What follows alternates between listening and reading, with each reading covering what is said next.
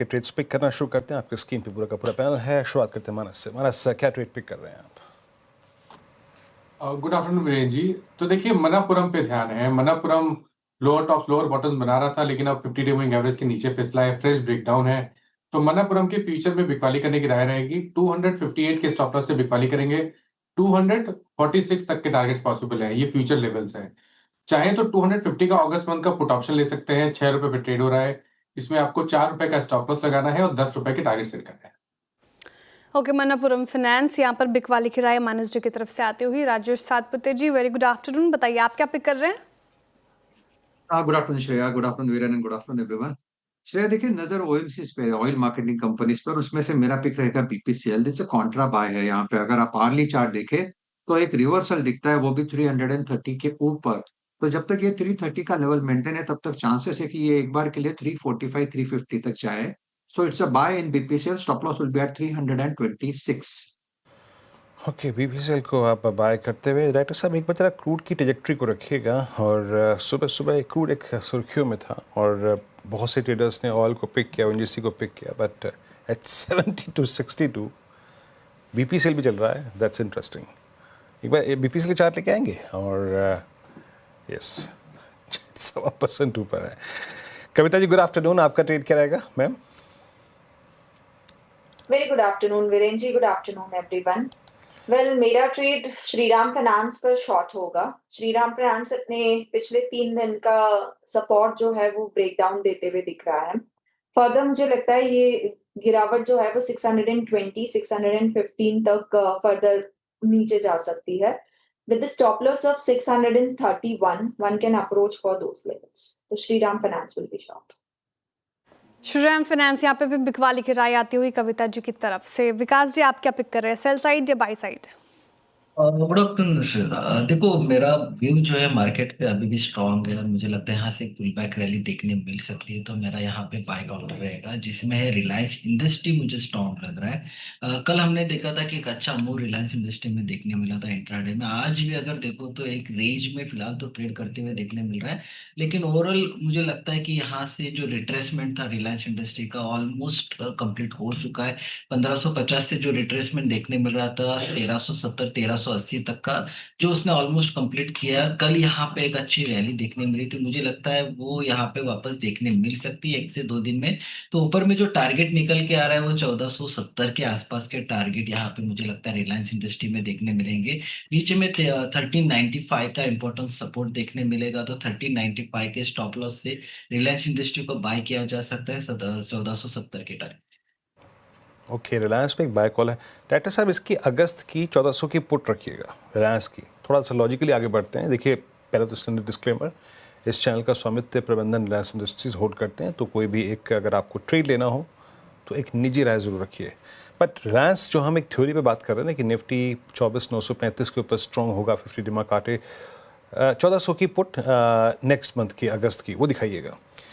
क्या Reliance conviction put writers का collect कर पा रहा है? देखिए, अभी उतनी स्ट्रॉन्ग पुट राइटिंग नहीं हुई है। ओपन इंटरेस्ट हालांकि 3.5% बढ़ा है, दैट्स गुड।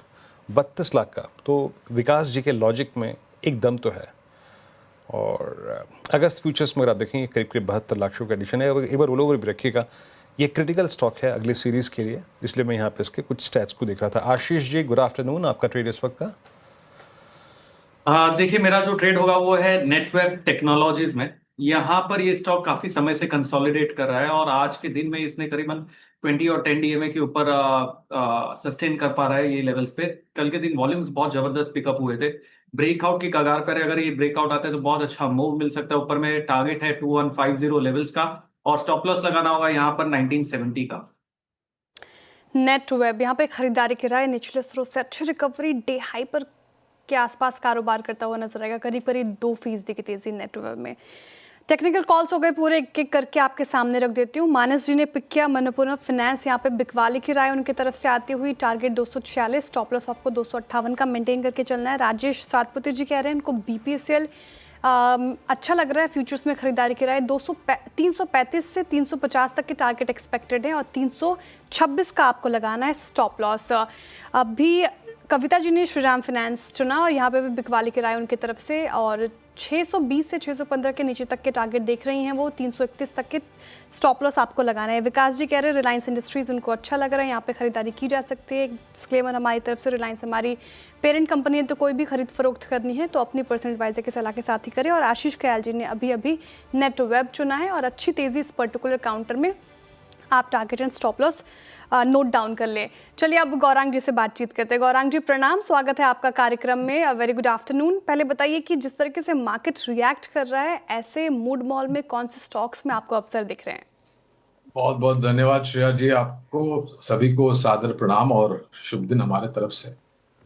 तो देखिए, असमंजस परिस्थिति, पिछले हफ्ते हमने 25,200 के ऊपर के स्तर देखे और इसी हफ्ते सोमवार को हमने 24,700 का भी स्तर तोड़ दिया और फिर ऊपर के तरफ के दायरे कल और आज में दिख रहे हैं। लेकिन उठापटक भरा माहौल है। कल महीने की एक्सपायरी है एफएनओ की, इसके चलते आज के आखिरी के आधे एक घंटे में या फिर कल के कारोबार में उठापटक यानी कि वोलेटिलिटी हावी हो सकती है। इंडिया विक्स में भी आप इजाफा दे सकते हैं।